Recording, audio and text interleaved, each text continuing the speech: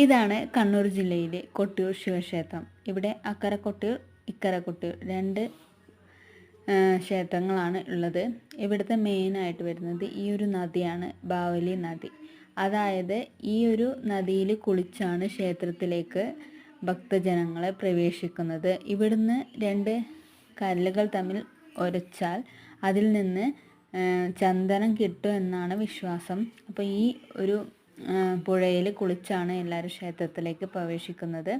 അപ്പോൾ ഈ ഒരു ക്ഷേത്രം എന്ന് പറയുന്നത് പുരാതന കാലത്തിൽ ഉണ്ടായ ഓലമടിഞ്ഞാണ് ഈ ഒരു ക്ഷേത്രം ഇരിക്കുന്നത്. അപ്പോൾ ഇവിടുത്തെ ഉത്സവം വർഷത്തിൽ ഒരിക്കൽ മാത്രമേ നടക്കാറുള്ളൂ.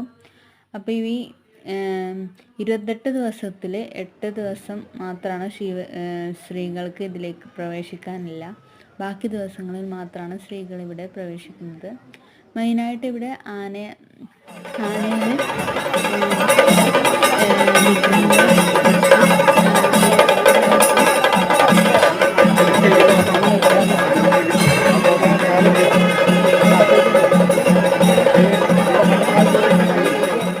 അപ്പോൾ ഈ ഒരു ക്ഷേത്രം എന്ന അതിമനോഹരമായ ക്ഷേത്രങ്ങളിൽ നിന്നാണ്. അത്രയും ഭക്തജനങ്ങളെ തിരക്കാണ്. അപ്പോൾ എല്ലാവരും ഒന്ന് കൊട്ടിയൂരിലേക്ക് പോകണമെങ്കിൽ ഒന്ന് പോയി വരാം.